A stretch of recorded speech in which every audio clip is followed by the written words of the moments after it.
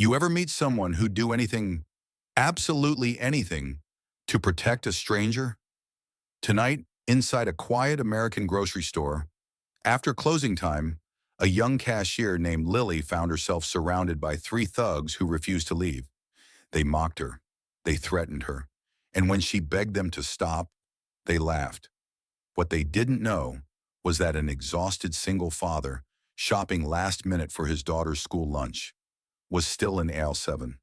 A man who'd spent years learning how to protect the weak and who promised himself he'd never stand by while someone innocent was hurt.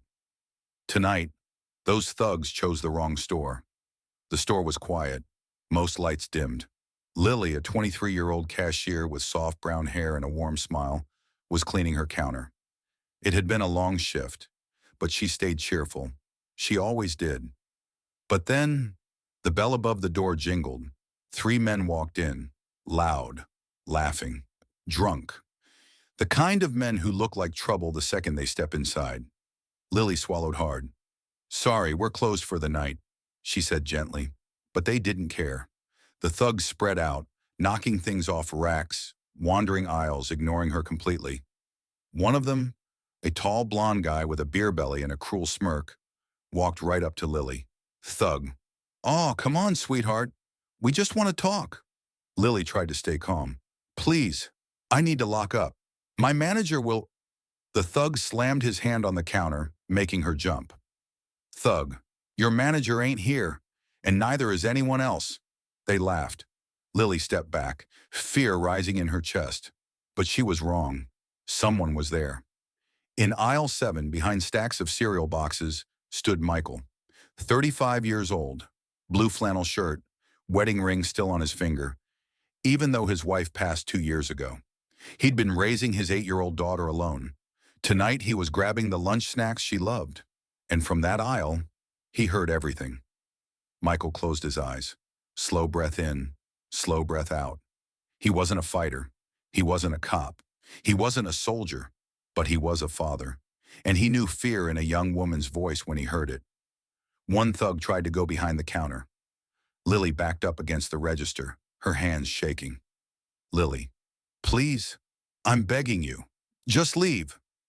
The blonde thug reached out and grabbed her wrist. In that moment, Michael stepped out of aisle 7. Slow, calm, controlled. Michael's voice echoed through the empty store. "Michael, that's enough." The thugs turned, annoyed, surprised. The blonde thug smirked. "And who the hell are you?" Michael stepped closer. "I'm just a dad who can't stand bullies." Lily looked at him with watery eyes, relief mixed with fear. The tall thug walked toward Michael, chest out. "Thug, you gonna stop us, Dad?" Michael didn't flinch. "I'm asking you to leave. That's all." But they didn't want to leave. They wanted a show. The second thug threw the first punch. Michael dodged, grabbed the man's wrist, and locked it behind his back with a controlled takedown. Turns out, Michael did have training.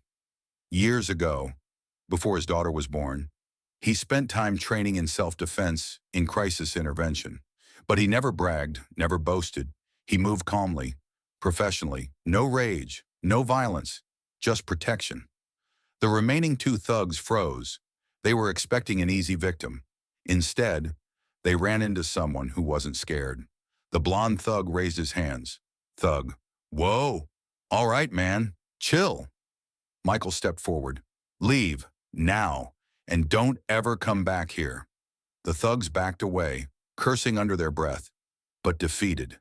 For once, justice didn't need a badge, just courage. When the danger was gone, Lily finally collapsed into tears. Michael slowly stepped closer. "You okay?"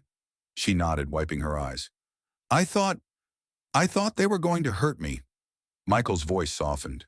"No one is hurting you tonight." Lily whispered, "Why did you help me?"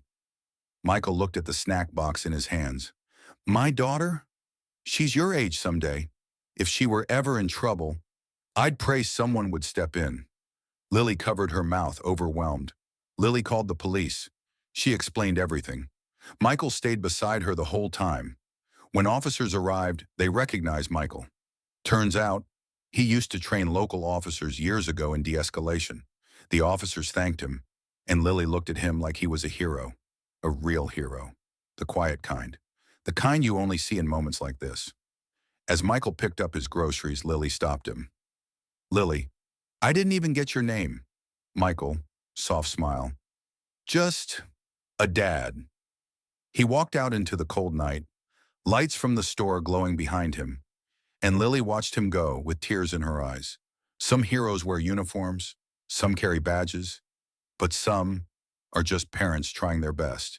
And sometimes, that's more than enough.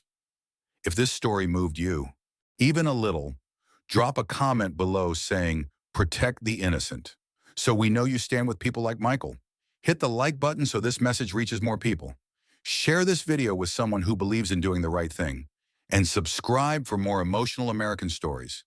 Stories of courage, justice, and everyday heroes. Because sometimes when the world needs reminding, good people still exist.